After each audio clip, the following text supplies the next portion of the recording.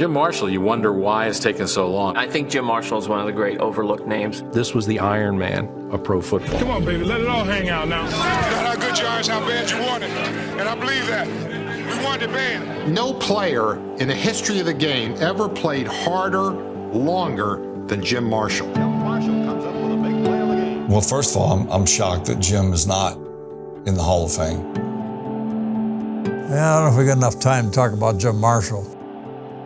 Leadership qualities were in spades. Jim Marshall set the tone for how this franchise goes today.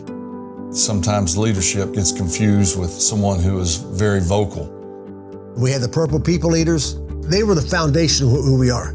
The leader of the band was Jim Marshall. There aren't any great players that do not have durability. You can be a great player, but if you play 8 games a year, you can't be great. Jim never missed a practice, never missed a game. Of course, I know how tough it is to play each and every week, but I feel like what he did as a lineman is amazing. He is playing his final game at Metropolitan Stadium today. Number 70, the captain of 10 divisional champions and 4 Vikings Super Bowl teams, Jim Marshall. I'm sure the voters have a lot of criteria who should be there. It could be individual records, but that's not really good enough because it's really about teams. He made plays to win championships, to win division titles.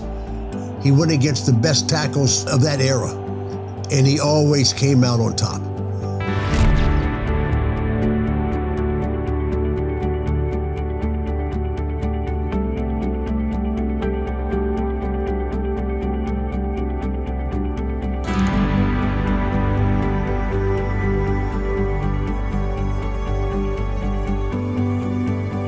I know he's deserving. I know he should be in.